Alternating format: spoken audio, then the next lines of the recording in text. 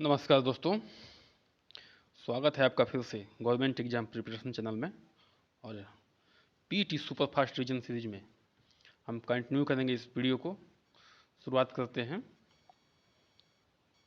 कम से कम समय में अधिक से अधिक देने का प्रयास होगा। हर सीरीज में हमारा यही प्रयास है। चलिए इतिहास के प्रश्नों को शुरू करते हैं। ठीक है, देखिए ध्यान रखिएगा, इसमें वही प्रश्न आते हैं जो सिर्फ इम्पॉर्टेंट है। ठीक है, चाहे वो आसान हो चाहे वो कठिन हो। ठीक है, इस पर ध्यान रखिएगा। देखिए कितने वेद हैं अपने? ऋग्वेद, सामवेद, यजुर्वेद, अथर्ववेद। ठीक ना? तो सबसे पुराना वेद कौन सा है? ऋग्वेद। ठीक है, अभी आसान क्वेश्चन है लेकिन आता है इसलिए है। ऋग्वेद क्या है? ऋग्वेद क्या है ऐसा नहीं आएगा क्वेश्चन, तो ऑप्शन में आएगा। लेकिन ऋग्वेद में क्या होता है? भजनों का संग्रह, मतलब कि मंत्रों का संग्रह है। ठीक है, ये क्वेश्चन बन के आता है कि ऋग्वेद में मंत्रों का, भजनों का संग्रह है। 4 वेदों में से एक में जादुई आकर्षण मंत्रों का व्याख्या। देखिए उसमें जो है जादुई टोना का, इस सब का जो है आकर्षण है, वो कौन सा है? अथर्ववेद है। उसमें जादू टोना का जो है बात किया गया है। ठीक ना? गोपथ ब्राह्मण का संबंध किससे है चौथा में? तो वो है अथर्ववेद से। किससे है? अथर्ववेद से। आते हैं गोपथ ब्राह्मण। यज्ञों से संबंधित अधिकारों और अनुष्ठानों का जो है उल्लेख किसमें है? यज्ञों से संबंधित अनुष्ठानों का उल्लेख जो है यजुर्वेद। ध्यान रखिए सारे क्वेश्चन आए हुए हैं और आते हैं, मिलान में भी आ सकते हैं। इसलिए जो है अगर याद रहेगा तो आराम से जो है आप मिलान कर सकते हैं। नचिकेता और यम, बहुत फेमस क्वेश्चन है, का प्रसिद्ध संवाद कहाँ उल्लेख है? कठोपनिषद में। ठीक है, नचिकेता और यम का प्रसिद्ध जो है संवाद कठोपनिषद में जो है उल्लेख है।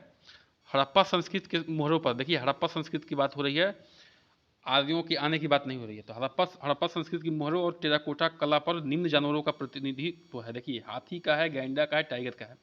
गाय के चक्कर मत पड़ेगा, क्योंकि गाय जो है गायों का महत्व जो है आर्य आने के बाद हुआ है। क्योंकि आर्यों का जो है मुख्य रूप से जो है जो उनका उद्योग था वो गाय को चलाना था। गाय का प्रोडक्ट जैसे दही, घी, दूध खाना था, ये सब था। ठीक है ना? लेकिन जो हड़प्पा संस्कृति के लोग थे उनके मोहरों पर और टेराकोटा पर जो है ये सब मिलता है, हाथी, गैंडा, टाइगर के जो है चित्र मिलते हैं। ठीक है, हड़प्पा के बर्तनों में किस रंग का व्यापक प्रयोग होता है? तो लाल रंग जो है, हड़प्पा संस्कृति जितने भी बर्तन मिलेंगे लाल रंग के मिलेंगे। ठीक है, इस चीज़ का ध्यान रखिएगा। चलिए, हड़प्पा के जुताई वाले खेतों के खांचे कहाँ पाए गए हैं? जुताई वाले खेतों के खांचे कहाँ पाए गए हैं? कालीबंगा में। कालीबंगा में जो जुताई वाले खेतों के खांचे पाए गए हैं। चंद्रहूदोड़ उत्खनन का निर्देशन कौन किया था? जैसे देखिए हड़प्पा किस कौन किया था? दयाराम साहनी किए थे। तो इसलिए जो है इसका चंद्रहूदोड़ कौन किए थे? जे एच मैक्यू। चलिए आगे बढ़ते हैं नागरिक शास्त्रों के प्रश्नों पे। इससे पहले हमारे चैनल को सब्सक्राइब करिए, लाइक करिए, शेयर करिए और अपना प्यार दीजिए, ताकि हम जो है आगे से ऐसा ऐसा वीडियो लाते रहें। ठीक है, देखिए वीडियो के लुक पर मत जाइए, कंटेंट एकदम बेहतरीन है। वीडियो का ये जैसे टाइपिंग करके आता है, लोग आते हैं, ठीक है, अच्छी बात है, लेकिन इनके कंटेंट पर जाइए। और देखिए इसमें ऑप्शन हम नहीं देखें, क्योंकि ऑप्शन जब तक पढ़ेंगे हम 2 क्वेश्चन और आपको बता देंगे। ठीक है ना?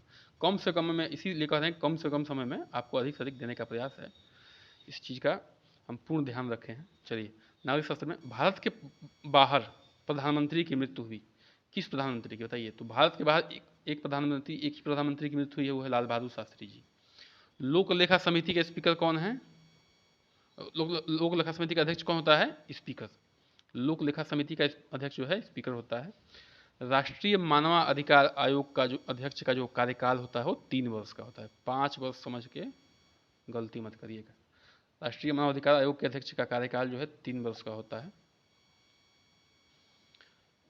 अगले क्वेश्चन पे आते हैं, चौथे पे। निम्न में से कौन सा शब्द भारत के संविधान में प्रस्तावना में नहीं है? सब जानते हैं, समाजवादी है, धर्मनिरपेक्ष है, संप्रभु है, ये लोकार्पण नहीं है। ठीक ना? तो नहीं की बात पूछ रहा, तो यहाँ पे ये ऑप्शन सही हो जाएगा, ध्यान रखिए। ठीक, चलिए, सुप्रीम कोर्ट के किस मामले में पहली बार घोषणा की गई थी कि प्रस्तावना जो है संविधान संशोधन का हिस्सा नहीं है? तो बेरूबेरी केस में। इसमें यह बताया गया था कि जो है प्रस्तावना जो है संविधान का हिस्सा नहीं है। ठीक है, चलिए आगे चलते हैं। किस संविधान के द्वारा संपत्ति के अधिकार को हटाया गया था? देखिए संपत्ति के अधिकार को हटाया गया था, एकदम चर्चित क्वेश्चन है ये। 44वां संविधान संशोधन हुआ था, संपत्ति के अधिकार को हटा दिया गया था। 7वां में संसद के संयुक्त सत्र की अध्यक्षता कौन करता है? संयुक्त सत्र मतलब कि राज्यसभा और लोकसभा जब एक सदन में बैठेंगे तो उसकी अध्यक्षता कौन करेगा? वो करेंगे लोकसभा के अध्यक्ष, मान लोकसभा के स्पीकर। ठीक है। राज्यसभा का संवैधानिक प्रमुख कौन है? कि राज्यसभा का संवैधानिक प्रमुख जो होता है वो राज्यपाल होता है, और केंद्र सरकार का संवैधानिक प्रमुख कौन होता है? राष्ट्रपति होते हैं। ठीक है, ये संवैधानिक हैं। रियल हेड कौन होते हैं? प्रधानमंत्री होते हैं केंद्र में, और मुख्यमंत्री होते हैं जो है राज्य में। ठीक है। 9वां प्रश्न पे आते हैं। राज्य के नीति निर्देशक तत्व को किसके संविधान से प्राप्त किया गया? तो यह है आयरलैंड।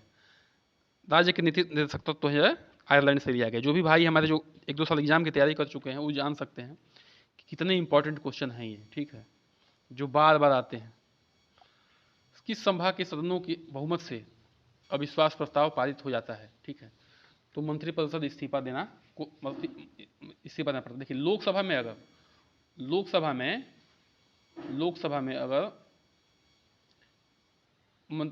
अविश्वास प्रस्ताव पारित हो गया तो जो है मंत्रिपरिषद को इस्तीफा देना पड़ेगा। ठीक है, ध्यान रखिएगा लोकसभा में, राज्यसभा से यहाँ मतलब नहीं है। चलिए आगे बढ़ते हैं, भूगोल में आते हैं। भारत का सबसे दक्षिणी बिंदु इंदिरा पॉइंट कहाँ पे है? देखिए तमिलनाडु में तो है नहीं। ये जो 4 भागों में बटा हुआ है इसमें 3 ही भाग लिखा हुआ है अंडमान निकोबार का। तो ग्रेट निकोबार वाले पार्ट में जो है दक्षिणी बिंदु, सबसे दक्षिणतम बिंदु जो है इंदिरा पॉइंट ग्रेट निकोबार में स्थित है। दूसरा, बांग्लादेश के साथ सीमा साझा करने वाले राज्य। देखिए ये क्वेश्चन आ सकता है कि इनमें से दे देगा 4 राज्यों का नाम, इनमें से कौन साझा नहीं करता है, चाहे दे देगा 4 राज्यों का नाम, इनमें से कौन साझा करता है। ठीक है, तो पश्चिम बंगाल साझा करता है, मेघालय करता है, त्रिपुरा करता है और मिजोरम करता है। ये 4 को याद कर लीजिए, बाकी एलिमिनेट होकर निकल आएगा। तो देखिए सबसे बड़ी चीज़ है तैयारी के दौरान आप लोग जो है कम से कम 10 मिनट भारत का नक्शा और 10 मिनट ही उत्तर प्रदेश का नक्शा, ठीक ना, बिल्कुल देखिए। बिना नक्शे के जो है याद करना इतना आसान काम नहीं है। और नक्शा में क्या होता है, दिमाग में फिट हो जाता है कि हाँ ये यहाँ है, यहाँ है, यहाँ है, यहाँ है। ठीक है, चलिए आगे बढ़ते हैं। प्राकृतिक बंदरगाह, ठीक ना, प्राकृतिक बंदरगाह कौन कौन से हैं? कांडला है जो मुख्य वही लिखे हैं, पारादीप है और मुंबई है, ये सब प्राकृतिक है। और देखिए सब इसी में नोट में लिख दिए हैं कि सबसे पुराना और सबसे बड़ा कृत्रिम बंदरगाह, ध्यान रखिएगा, सबसे पुराना है और सबसे बड़ा है लेकिन कृत्रिम है, बनाया गया है। ठीक ना, वो चेन्नई है। ठीक है, दुनिया में सबसे लंबी तटरेखा किसका है? कनाडा का। देखिए तटरेखा, देखिए दुनिया का सबसे बड़ा देश तो है वो अपना रसिया, लेकिन तटरेखा की बात हो रही है, मतलब जो समुद्र से उसकी तटरेखा, समुद्र से जो उसकी बाउंड्री जुड़ी हुई है, समुद्र मान लीजिए समुद्र है सब, उसकी बात हो रही है, वो कौन है? कनाडा है। ठीक है ना, चलिए। ग्रेट बेसिन कहाँ स्थित है? तो ये अमेरिका में स्थित है। ग्रेट बेसिन कहाँ स्थित है? अमेरिका में स्थित है। भारत में चावल की खेती सबसे बड़ा क्षेत्र कहाँ है? देखिए क्षेत्र की बात हो रही है, तो क्षेत्र मतलब जैसे कितने ज़्यादा क्षेत्र है इसकी बात हो रही है, तो क्षेत्र कवर करता है अपना उत्तर प्रदेश। भारत में किस प्रकार के लौह अयस्क के प्रमुख रूप पाए जाते हैं? देखिए लौह अयस्क कौन कौन? हेमेटाइट, मैग्नेटाइट, ये सब होते हैं ना। तो उसमें जो हेमेटाइट जो है, लिमोनाइट, ये सब हेमेटाइट, उसमें हेमोटाइट जो होता है वो जो है सबसे ज़्यादा पाया जाता है अपने इंडिया में, वो लौह अयस्क। लौह अयस्क क्या होता है? जिससे किसी खनिज को निकालते हैं, जिससे किसी धातु को निकालते हैं।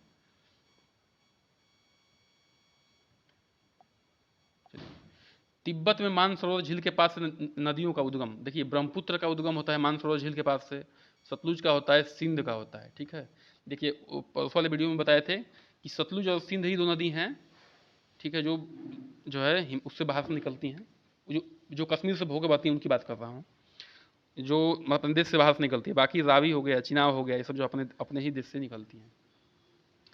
भारत में यारलुंग जाम्बुजो नदी को किस नदी के रूप में जाना जाता है? यारलुंग जाम्बुजो नदी जो है तिब्बत के पठार में बोला जाता है इसको, और इसको जो है इंडिया में बोलते हैं ब्रह्मपुत्र नदी। ठीक है, किस फसल को सफ़ेद सोना कहा जाता है? सफ़ेद सोना किसको कहा जाता है? तो कपास को कहा जाता है। सारे बहुत इंपॉर्टेंट क्वेश्चन हैं। चलिए सामान्य विज्ञान के प्रश्न पे आते हैं। मैग्नीशियम रिबन को जलने से पहले रगड़ा क्यों जाता है? देखिए, मैग्नीशियम रिबन जो होता है उस पर मैग्नीशियम कार्बोनेट के पता चढ़ जाता है, ठीक ना। तो कार्बोनेट जहाँ भी आता है वो हार्ड होता है, जब तक इसको हटाएंगे नहीं तब तक वो जलेगा नहीं। तो इसलिए जो है मैग्नीशियम कार्बोनेट का लेप को हटाने के लिए रगड़ा जाता है, इसलिए इस क्वेश्चन को हम रखे हैं। अच्छा, ऊष्माक्षेपी मतलब इसमें एक्सोथर्मिक प्रक्रिया, देखिए जो बहुत ही कॉमन प्रक्रियाएं हैं उसको याद कर लीजिए। बहुत कठिन तो केमिस्ट्री के क्वेश्चन आने वाले नहीं है 12 के 11-12 वाले। बहुत सिंपल क्वेश्चन आएंगे जो कि जनरल जीवन आते हैं सामान्य लाइफ में। जल का त्वरित चूने के साथ अभिक्रिया, देखिए जैसे चूना पत्थर डालेंगे ना पानी में एकदम उबलने लगेगा, हाथों जला देगा, ठीक ना, हाथ लगाएंगे जल जाएगा, मतलब अगर थोड़ा ज़्यादा मात्रा में डाले जाएंगे तो। अम्ल का तनुकरण, देखिए एक चीज़ ध्यान रखिएगा, कभी भी अम्ल का तनुकरण होता है तो ये पानी है मान लीजिए वाटर है, तो इसमें अम्ल डाला जाता है, ठीक ना। क्यों? क्योंकि धीरे धीरे जो तनु होगा, अब अम्ल में पानी डाल देंगे तो ये आग लग जाएगा, बम फट जाएगा, क्योंकि एक्सोथर्मिक होता है, एकदम बहुत हीट हो जाएगा, फट जाएगा नली वली आपका। तो इसलिए जो है इस बात का ध्यान रखिएगा कि वाटर में जो है वाटर में डालते हैं अम्ल को, इसी से आप याद कर सकते हैं, धीरे धीरे जो है उसको तनु बनाया जाता है। चलिए, ऑक्सीकरण की प्रक्रिया क्या होती है? जिसमें ऑक्सीजन जो है किसी एलिमेंट में मिलता है, जैसे मान लो कि आयरन है तो इसमें ऑक्सीजन मिल जाएगा Fe2O3, तो ये इसका ऑक्सीकरण हो गया। हाइड्रोजन रिडक्शन क्या होता है? उसमें हाइड्रोजन मिलता है, उसमें हाइड्रोजन का एडिशन होता है। तो जब ऑक्सीजन का एडिशन होगा माने ऑक्सीजन जुड़ेगा तो ऑक्सीकरण होगा, और जब हाइड्रोजन जुड़ेगा तो क्या होगा? रिडक्शन होगा प्रोसेस, उसी रिएक्शन को नाम देंगे, ठीक। चौथे प्रश्न पे आते हैं। चौथा प्रश्न है, जब एजी सिल्वर, एजी किसको कहते हैं? चांदी को कहते हैं। सिल्वर अंग्रेजी में कहते हैं, चांदी उसी कहते हैं, को वायु के संपर्क में लाया जाता है तो इसकी काली परत, देखिए हमारी माताएं बहनें जो चांदी की पहनती है आभूषण, वो जो है काला पड़ जाता है। तो किसके संपर्क से काला पड़ता है? जो इन्वायरमेंट में, वातावरण में सल्फर है उससे रिएक्शन करके जो है सिल्वर सल्फाइड बना देता है। और सिल्वर सल्फाइड क्या होता है? सिल्वर सल्फाइड एक काली परत होती है, उसी की बात कर रहा है, ठीक है ना। चलिए आगे बढ़ते हैं। अमोनियम फास्फेट का सूत्र क्या है? देखिए अमोनियम फास्फेट का सूत्र ये है, खाद में काम आता है। Ammonium phosphate NH4 3PO4, NH4 का होल थ्राइस PO4, ऐसे पढ़ते हैं। ऊर्जा खाद्य पदार्थ जो है, ऊर्जा का देखिए हमारे खाद्य में कार्बोहाइड्रेट होता है, प्रोटीन होता है, मिनरल्स होता है, ठीक है, वसा होता है, लेकिन जिससे हमें एनर्जी मिलती है वो दो ही होता है, कार्बोहाइड्रेट होता है और प्रोटीन, कार्बोहाइड्रेट होता है और वसा होता है, ठीक है। प्रोटीन तो मसल बिल्डिंग में काम आता है, और मिनरल्स जो है फाइटिंग करने में काम आते हैं हमारे शरीर के, मतलब कि इम्यून सिस्टम को बढ़ाते हैं। यूनिवर्सल डोनर रक्त ग्रुप कौन सा है? जो किसी को भी रक्त दे सकता है, वो है O ग्रुप, ठीक है। सामान्य सर्दी में किस रोग जनक के कारण जो है सामान्य सर्दी होती है? तो देखो राइनो वायरस, ये वायरस है एक, राइनो वायरस बोलते हैं इसको। जो सामान्य सर्दी जुकाम होता है ना, वो राइनो वायरस की वजह से होता है। छींक देंगे किसी के पास तो जो है ये फैल जाएगा और आपको भी उस जुकाम सर्दी हो जाएगा। चलिए अगले पे आते हैं। एंजाइम मुख्य रूप से क्या होते हैं? हमारे शरीर में जितने भी मुख्य रूप से एंजाइम है, मुख्य रूप से प्रोटीन है। बहुत आता है क्वेश्चन, सारे क्वेश्चन आते हैं, ध्यान रखिएगा, इसमें कोई बात नहीं है। देखिए कौन सी विटामिन घाव भरने में मदद करता है? घाव भरने में से कट फट गया तो कौन सा विटामिन काम आएगा? तो विटामिन सी, ध्यान रखिएगा, ठीक है। विटामिन सी जो है कटने फटने में हमारी हेल्प करता है, इसलिए ठंडी में कहते हैं वो जब वो फट जाता है तो कि भाई वो नींबू खाओ, मौसमी का जूस पियो। क्यों? क्योंकि विटामिन सी पियोगे जल्दी जो है वो सही हो जाएगा, कटने फटने में हीलिंग में सही करता है। अब देखिए उत्तर प्रदेश विशेष में आते हैं। उत्तर प्रदेश विशेष में फिरोजाबाद किसके उत्पादन के लिए प्रसिद्ध है? सब जानते हैं फिरोजाबाद जो है चूड़ियाँ जो हमारी बताया बहनें पहनती हैं, चूड़ियाँ, वहाँ जो है उस उद्योग के लिए प्रसिद्ध है फिरोजाबाद। उत्तर प्रदेश की लोकगीत कौन सा है? देखिए लोकगीत में जान लीजिए बिरहा है, कजरी है, रसिया है, ठीक ना। बिरहा कौन सा है? पूर्वांचल में गाया जाता है। कजरी जो है कानपुर साइड में, लखनऊ साइड में गाया जाता है।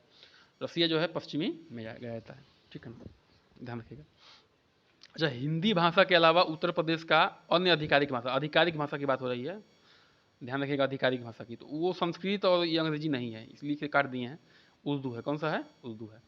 हमारी हिंदी के बाद की बात हो रही है, हिंदी के अलावा आधिकारिक भाषा जो है वो उर्दू है, ठीक है। चलिए, फतेहपुर सीकरी का निर्माण कौन कराया था?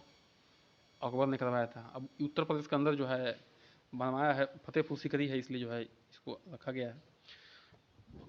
गोविंद बल्लभ पंत साहब जो हैं सब जानते होंगे क्या है, प्रथम मुख्यमंत्री हैं अपने उत्तर प्रदेश के। उनको जो है भारत रत्न पुरस्कार कब दिया गया था, तो 1957। उत्तर प्रदेश विशेष चल रहा है, ध्यान रखिएगा। गोविंद वल्लभ पंत जी को भारत रत्न जो है 1957 में दिया गया था। इलाहाबाद उच्च न्यायालय के पहले भारतीय मुख्य न्यायाधीश, मतलब इलाहाबाद उच्च न्यायालय तो पहले से बन चुका है अंग्रेजों के ज़माने से, लेकिन जो पहले आज़ादी के बाद जो न्यायाधीश बने हैं मुख्यमंत्री, वो कौन है, शाह मोहम्मद सुलेमानी साहब हैं। ठीक है, शाह मोहम्मद सुलेमानी साहब जो है पहले उच्च न्यायालय के इलाहाबाद उच्च न्यायालय के मुख्य न्यायाधीश रहे हैं। अच्छा, ये क्वेश्चन बता ही दिए हैं कि उत्तर प्रदेश के प्रथम मुख्यमंत्री कौन है, गोविंद वल्लभ पंत जी। अच्छा, रानी महल संग्रहालय कहाँ है, झांसी की रानी, झांसी में है। झांसी की रानी का जो है संग्रहालय है, जो भी बनती थी, जो भी तलवार, जो भी उनका चीज़ें हैं, वो रखा गया है इसमें। दुधवा राष्ट्रीय उद्यान कहाँ है, बहुत फेमस है, लखीमपुर खीरी में, बहुत पूछता है इसको, पीसीएस तक में आता है सब, सारे क्वेश्चन पीसीएस तक में भी आते हैं छोटा छोटा करके। उत्तर प्रदेश राज्य वन नीति का घोषणा कब हुआ था, उत्तर प्रदेश राज्य वन नीति का घोषणा हुआ था 26 दिसंबर 1998 को। उत्तर प्रदेश राज्य वन नीति की घोषणा जो हुआ था 26 दिसंबर 1998 को हुआ था। देखिए, आजकल जो है गवर्नमेंट का जो भी एग्जाम आते हैं उसमें जो है खास तौर से इन्वायरमेंट के क्वेश्चनों पर बड़ा ध्यान रहता है। इन्वायरमेंट क्वेश्चन पे और जो है जो योजना होती है इस पर बड़ा विशेष ध्यान रहता है वो जो भी पेपर बनते हैं आजकल इस पर। ठीक है, चलिए बहुत बहुत धन्यवाद। फिर से रिक्वेस्ट करते हैं, चैनल को सब्सक्राइब करिए, लाइक करिए, शेयर करिए और हमारे साथ बने रहिए, ताकि जो है हम इस बार पीटी के पड़ाव को बहुत ही अच्छे तरीके से पार कर सकें। धन्यवाद।